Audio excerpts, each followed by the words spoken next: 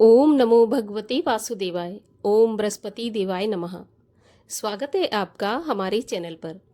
आज की इस वीडियो में आप सुनेंगे बृहस्पतिवार व्रत की कथा।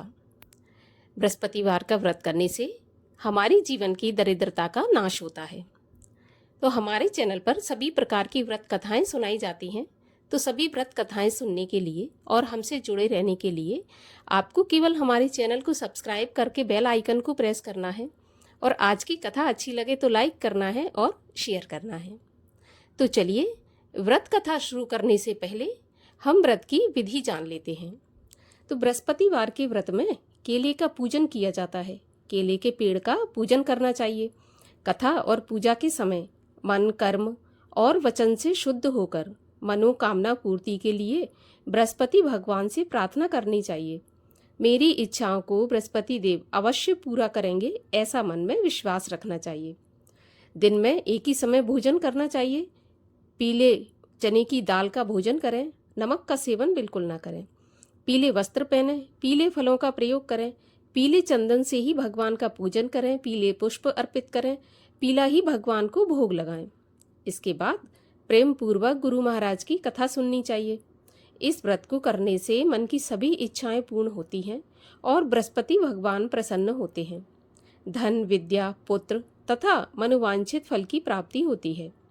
परिवार में सुख और शांति रहती है।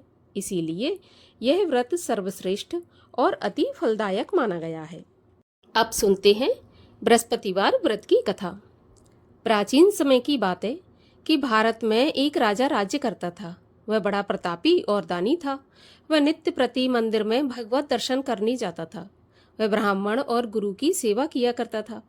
उसके द्वार से कोई भी याचक निराश होकर नहीं लौटता था। वह प्रत्येक गुरुवार को व्रत रखता एवं पूजन करता था। हर दिन गरीबों की सहायता करता था। परंतु ये सब बातें उसकी रानी को अच्छी नहीं लगती थी। वह न व्रत करती और न किसी को एक भी पैसा दान में देती थी। राजा से भी ऐसा करने को मना किया करती थी। एक समय की बात है कि राजा शिकार खेलने वन को चले गए। घर पर रानी और दासी थी। उस समय गुरु बृहस्पति साधु का रूप धारण करके राजा के दरवाजे पर भिक्षा मांगने आए। साधु ने रानी से भिक्षा मांगी तो वह कहने लगी, हे महाराज, मैं इस दान पुण्य से तंग आ गई हूँ। इस कार्य के लिए तो मेरे पति देवी बहुत हैं। अब आप ऐसी कृपा करें कि मेरा सारा धन नष्ट हो जाए और मैं आराम से रह सकूं। साधु रूपी बृहस्पति देव ने कहा, देवी, तुम तो बड़ी विचित्र हो। संतान और धन से कोई दुखी नहीं होता, इसको सभी चाहते हैं। पापी भी पुत्र और धन की इच्छा रखता है। अगर तुम्हारे पास धन अधिक है तो भूखे मनुष्यों को भोजन कराओ, प्याऊ लगवाओ, ब्राह्मणों को दान दो, धर्मशालाएं बनवाओ, कुआं, तालाब, बावड़ी, बाग बगीचों आदि का निर्माण कराओ तथा निर्धनों की कुमारी कन्याओं का विवाह कराओ, यज्ञ आदि करो। इस प्रकार के कर्मों से आपके कुल का और आपका नाम परलोक में सार्थक होगा एवं स्वर्ग की प्राप्ति होगी। परंतु रानी साधु की इन बातों से खुश नहीं हुई। उसने कहा, हे साधु महाराज, मुझे ऐसे धन की आवश्यकता नहीं जिसको मैं अन्य लोगों को दान दूं और जिसको रखने और संभालने में ही मेरा सारा समय नष्ट हो जाए। तब साधु ने कहा, देवी, यदि तुम्हारी ऐसी इच्छा है तो जैसा मैं तुम्हें बताता हूँ तुम वैसा ही करना। बृहस्पतिवार के दिन घर को गोबर से लीपना, अपने केशों को पीली मिट्टी से धोना, केशों को धोते समय स्नान करना, राजा से कहना वह हजामत करवाए, भोजन में मांस मदिरा खाना, कपड़ा धोबी के यहाँ धुलने डालना। इस प्रकार 7 बृहस्पतिवार करने से तुम्हारा सारा धन नष्ट हो जाएगा। यह कहकर साधु महाराज रूपी बृहस्पति देव अंतर्ध्यान हो गए। रानी ने साधु के कहने के अनुसार 7 बृहस्पतिवार वैसा ही करने का विचार किया। साधु के बताए अनुसार करते हुए केवल 3 बृहस्पतिवार ही बीते थे कि उसकी समस्त धन संपत्ति नष्ट हो गई। भोजन के लिए दोनों समय परिवार तरसने लगा, सांसारिक भोगों से दुखी रहने लगा। तब वह राजा रानी से कहने लगा कि रानी, तुम यहाँ पर रहो, मैं दूसरे देश में जाता हूँ, क्योंकि यहाँ पर मुझे सभी मनुष्य जानते हैं, इसलिए मैं यहाँ कोई काम भी नहीं कर सकता। देश चोरी परदेश भीख बराबर है। ऐसा कहकर राजा परदेश चला गया। वहाँ जंगल से लकड़ी काट कर लाता और शहर में बेचता। इस तरह जीवन व्यतीत करने लगा। इधर राजा के बिना रानी और दासियां दुखी रहने लगीं। किसी दिन भोजन मिलता और किसी दिन जल पीकर ही रह जाती। एक समय रानी और दासियों को 7 दिन बिना भोजन के व्यतीत हो गए। तो रानी ने अपनी दासी से कहा कि दासी, देखो, यहाँ पास ही के नगर में मेरी बहन रहती है, वह बहुत धनवान है। तू उसके पास जा और वहाँ से 5 सेर बेझर मांग कर ले आ, जिससे कुछ समय के लिए गुजर हो जाएगी।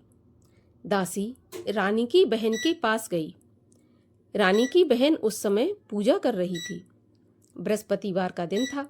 दासी ने रानी की बहन से कहा, हे रानी, मुझे आपकी बहन ने भेजा है, मुझे 5 सेर बेझर दे दो। दासी ने यह बात अनेक बार कही, परंतु रानी की बहन ने कोई उत्तर नहीं दिया, क्योंकि वह उस समय बृहस्पतिवार की कथा सुन रही थी। जब दासी को रानी की बहन से कोई उत्तर नहीं मिला तो वह बहुत दुखी हुई। उसे क्रोध भी आया। वह लौटकर रानी से बोली, रानी जी, आपकी बहन बहुत ही धनी स्त्री है, छोटे लोगों से वह बात भी नहीं करती। मैंने उससे कहा तो उसने कोई उत्तर नहीं दिया, तो मैं वापस चली आई। रानी बोली, दासी, इसमें उसका कोई दोष नहीं है। जब बुरे दिन आते हैं तब कोई सहारा नहीं देता। अच्छे बुरे का पता विपत्ति में ही लगता है। अब जो ईश्वर की इच्छा होगी वही होगा। यह सब तो हमारे भाग्य का दोष है। उधर रानी की बहन ने सोचा कि मेरी बहन की दासी आई थी, परंतु मैं उससे नहीं बोली, इससे वह बहुत दुखी हुई होगी। कथा सुन के विष्णु भगवान का पूजन समाप्त करके वह अपनी बहन के घर आई और कहने लगी, बहन, मैं बृहस्पतिवार का व्रत कर रही थी।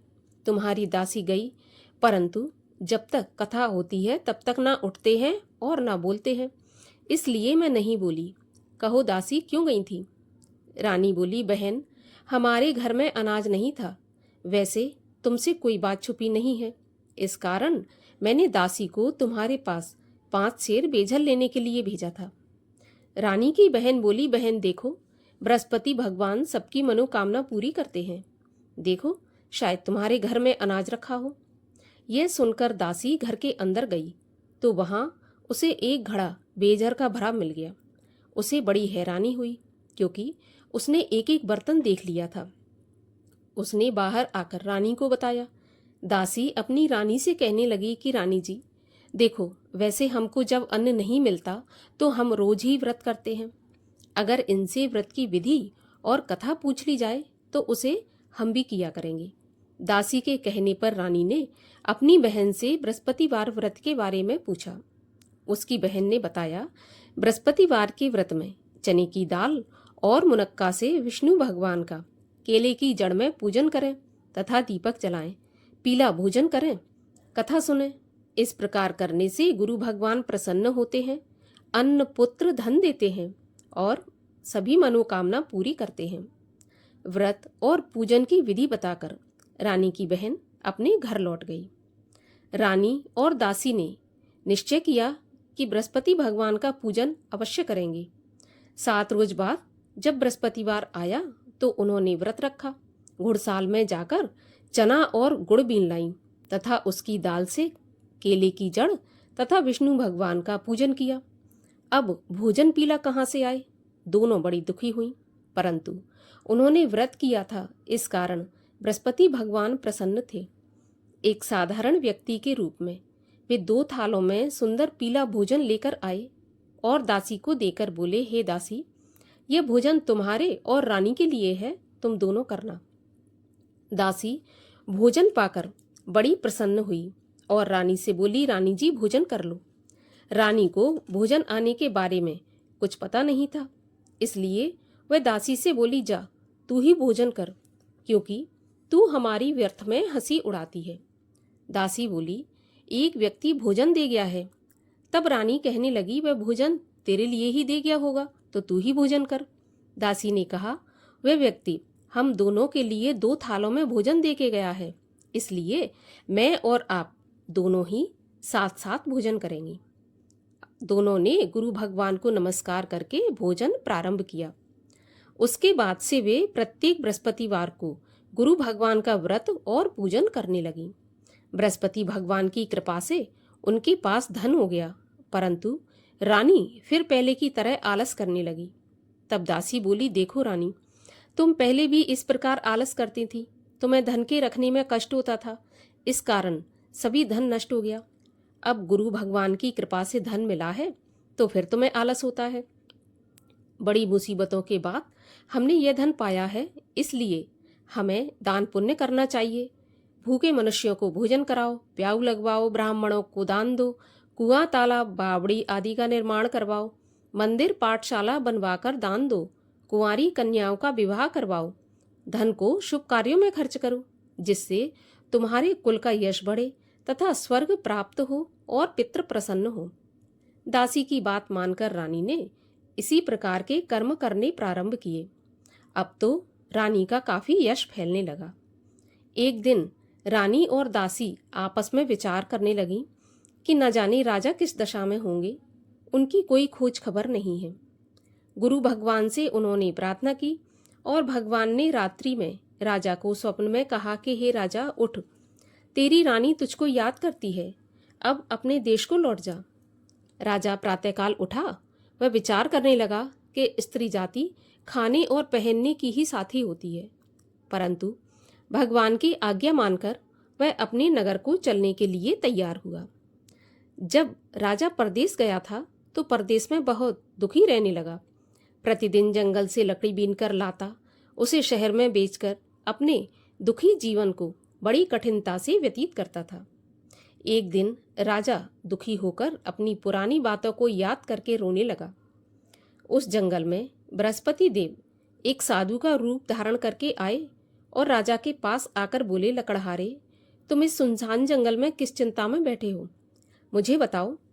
यह सुनकर राजा के नेत्रों में जल भर आया और साधु की वंदना करके बोला, हे प्रभु, आप सब कुछ जानने वाले हैं।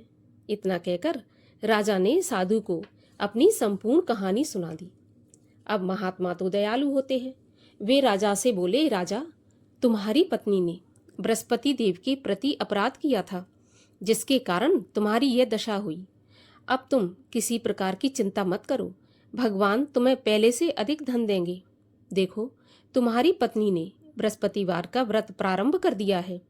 अब तुम भी बृहस्पतिवार का व्रत करके चने की दाल व गुड़ जल के लोटे में डालकर केले का पूजन करो, फिर कथा कहो या सुनो, भगवान तुम्हारी सब कामनाओं को पूरा करेंगे। साधु को प्रसन्न देखकर राजा बोला, हे प्रभु, मुझे लकड़ी बेचकर इतना पैसा नहीं बचता जिससे भोजन करने के उपरांत कुछ बचा सकूं। मैंने रात्रि में अपनी रानी को व्याकुल देखा है। मेरे पास कोई साधन नहीं जिससे उसका समाचार जान सकूं। फिर मैं बृहस्पति देव की क्या कहानी कहूं, यह भी मुझको मालूम नहीं है। तब साधु ने कहा, राजा, तुम किसी बात की चिंता मत करो। बृहस्पतिवार के दिन तुम रोज की तरह लकड़ियां लेकर शहर में जाओ। तुम्हें रोज से दोना धन प्राप्त होगा, जिससे तुम भली भांति भोजन कर लोगे तथा बृहस्पति देव की पूजा का सामान भी आ जाएगा। और बृहस्पतिवार की कहानी इस प्रकार से है। प्राचीन काल में एक बहुत ही निर्धन ब्राह्मण था। उसके कोई संतान नहीं थी। वह नित्य पूजा पाठ करता, परंतु उसकी स्त्री बहुत मलिनता के साथ रहती थी। वह न स्नान करती, न किसी देवता का पूजन करती। प्रातःकाल उठते ही सर्वप्रथम भोजन करती, बाद में अन्य कार्य करती। ब्राह्मण देवता बहुत दुखी रहते थे। पत्नी को बहुत समझाते, किंतु उसका कोई परिणाम नहीं निकलता। भगवान की कृपा से ब्राह्मण की स्त्री की कन्या उत्पन्न हुई। वह कन्या अपने पिता के घर में बड़ी होने लगी।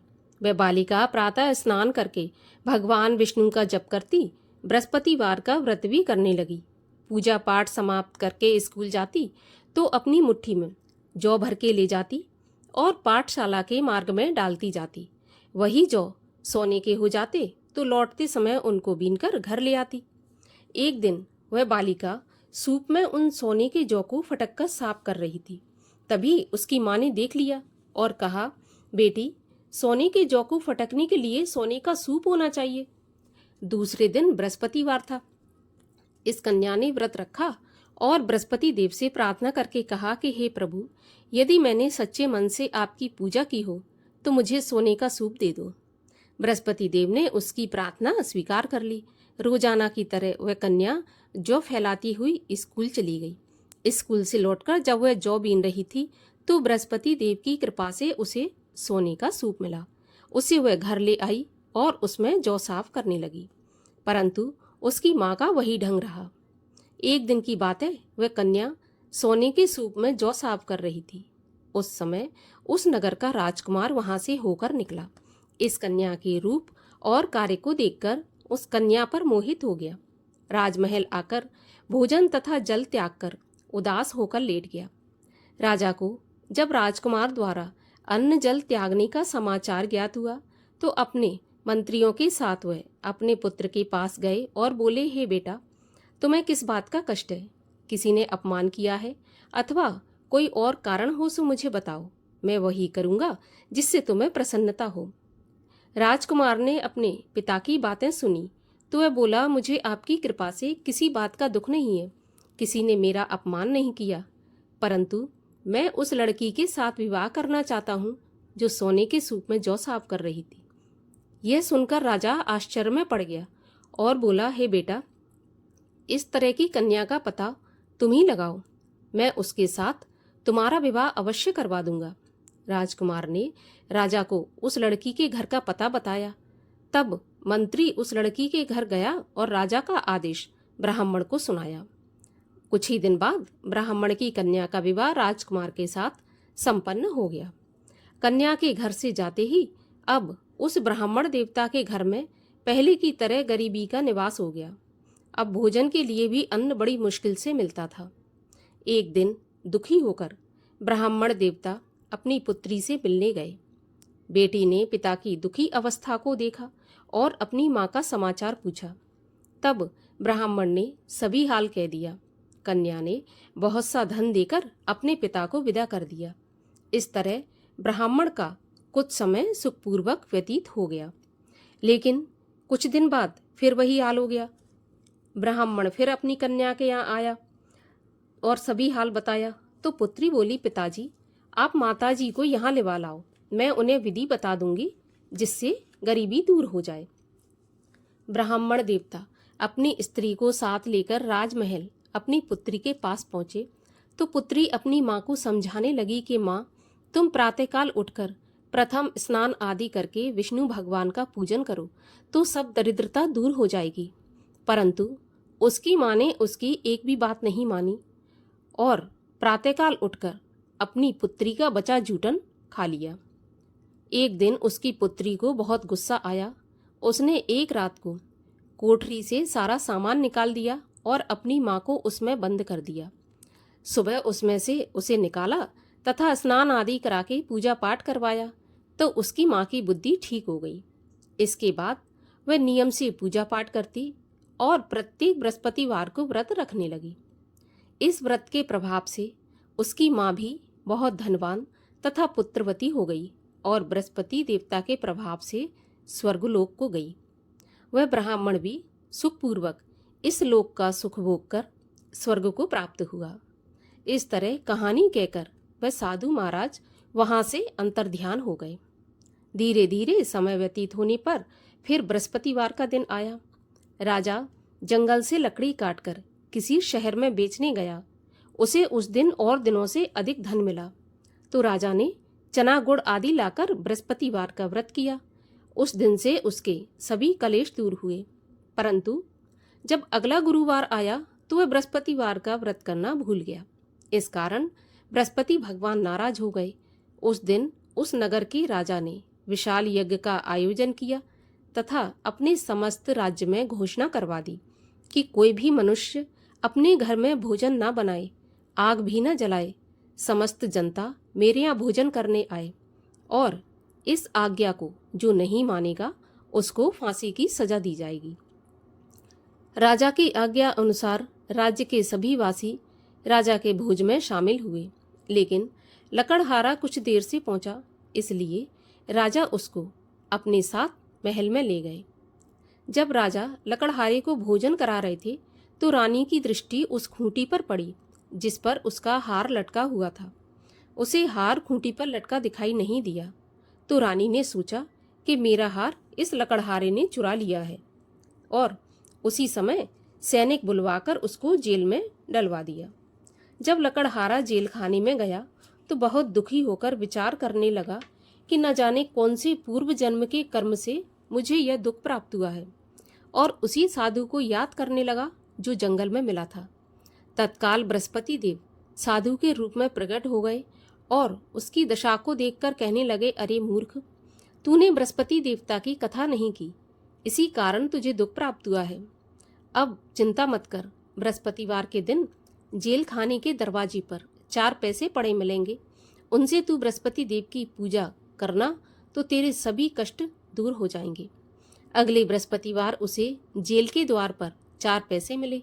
राजा ने पूजा का सामान मंगवाकर कथा कही और प्रसाद बांटा। उसी रात्रि को बृहस्पति देव ने उस नगर के राजा को सपने में कहा कि राजा, तूने जिस आदमी को जेल में बंद कर दिया है वह निर्दोष है, वह राजा है, उसे छोड़ देना। रानी का हार उसी खूंटी पर लटका हुआ है, अगर तू ऐसा नहीं करेगा तो मैं तेरे राज्य को नष्ट कर दूंगा। राजा प्रातःकाल उठा और खूंटी पर हार टंगा देखकर लकड़हारे को बुलाकर क्षमा मांगी तथा राजा के योग्य सुंदर वस्त्र आभूषण भेंट करके उसे विदा किया। गुरुदेव की आज्ञा के अनुसार राजा अपने नगर को चल दिया।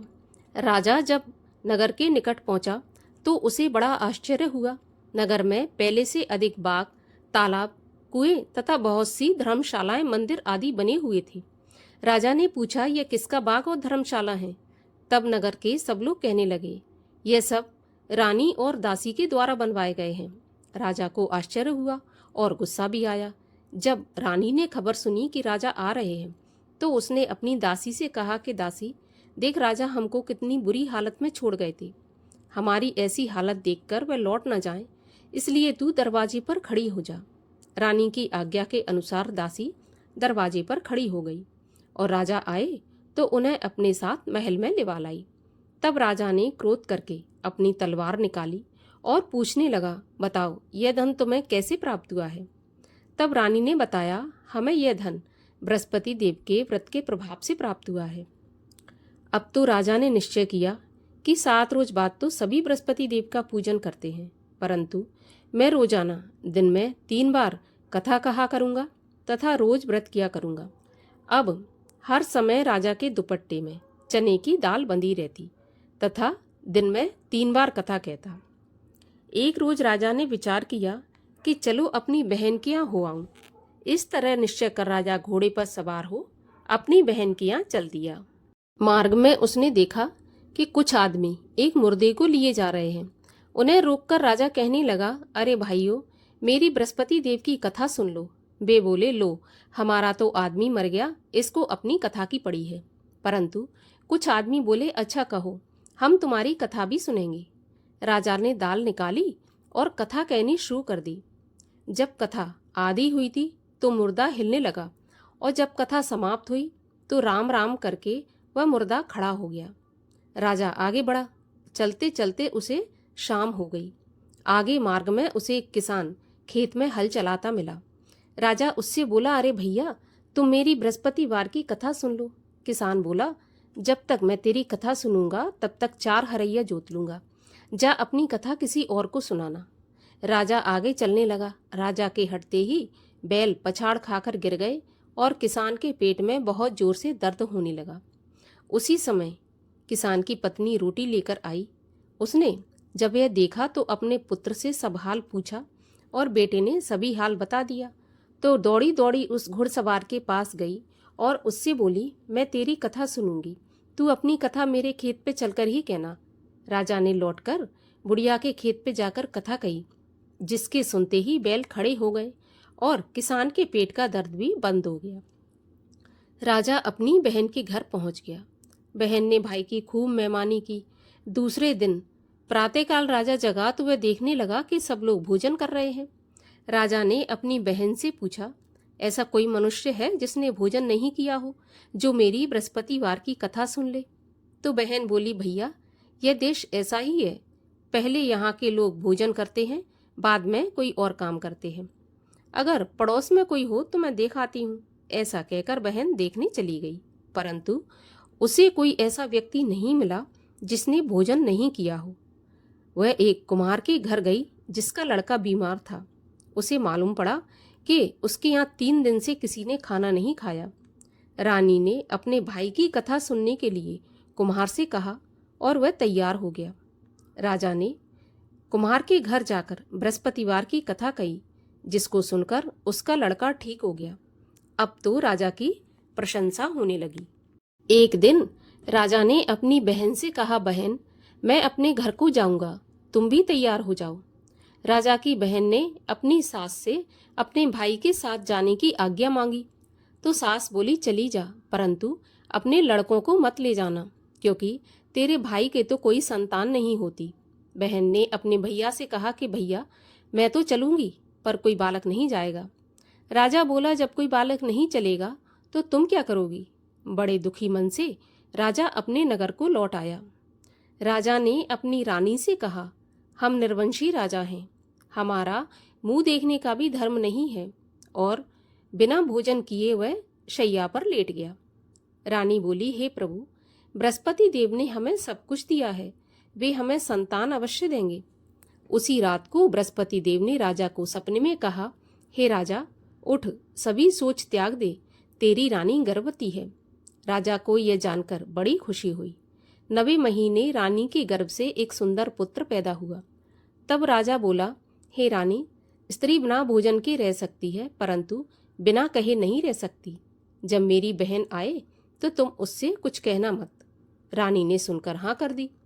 जब राजा की बहन ने यह शुभ समाचार सुना तो बहुत खुश हुई और बधाई लेकर अपने भाई के यहाँ आई।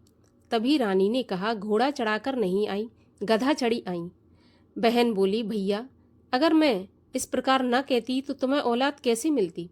बृहस्पति देव ऐसे ही हैं, जैसी जिसके मन में कामना है सभी को पूर्ण करते हैं। जो सद्भावना पूर्वक बृहस्पतिवार का व्रत करता है एवं कथा पढ़ता है अथवा सुनता है और दूसरों को सुनाता है, बृहस्पति देव उसकी सभी मनोकामना पूरी करते हैं। भगवान बृहस्पति देव उनकी सदैव रक्षा करते हैं। जो संसार में सद्भावना से गुरुदेव का पूजन एवं व्रत सच्चे हृदय से करते हैं, उनकी सभी मनोकामनाएं पूर्ण होती हैं। जैसी सच्ची भावना से रानी और राजा ने बृहस्पति देव की कथा का गुणगान किया तो उनकी सभी इच्छाएं बृहस्पति देव ने पूर्ण की थीं। इसलिए सबको कथा सुनने के बाद प्रसाद देकर जाना चाहिए। हृदय से उनका मनन करते हुए जयकारा बोलना चाहिए। बोलिए बृहस्पति भगवान की जय। बृहस्पति देव की आरती। ओम जय बृहस्पति देवा, स्वामी जय बृहस्पति देवा। छिन छिन भोग लगाऊं, कदली फल मेवा। ओम जय बृहस्पति देवा। तुम पूरन परमात्मा, तुम अंतर्यामी। जगत पिता जगदीश्वर, तुम सबके स्वामी। ओम जय बृहस्पति देवा। चरणामृत निज निर्मल, सब पातक हरता। सकल मनोरथ दायक, कृपा करो भरता। ओम जय बृहस्पति देवा। तन मन धन अर्पण कर, जो जन शरण पड़े। प्रभु प्रकट तब होकर, आकर द्वार खड़े। ओम जय बृहस्पति देवा। दीन दयाल दयानिधि, भक्तन हितकारी। पाप दोष सब हरता, भव बंधन हारी। ओम जय बृहस्पति देवा। सकल मनोरथ दायक, सब संशय हारो। विषय विकार मिटाओ, संतन सुखकारी। ओम जय बृहस्पति देवा। जो कोई आरती प्रभु की प्रेम सहित गावे, जेठानंद आनंद कर सो निश्चय पावे। ओम जय बृहस्पति देवा।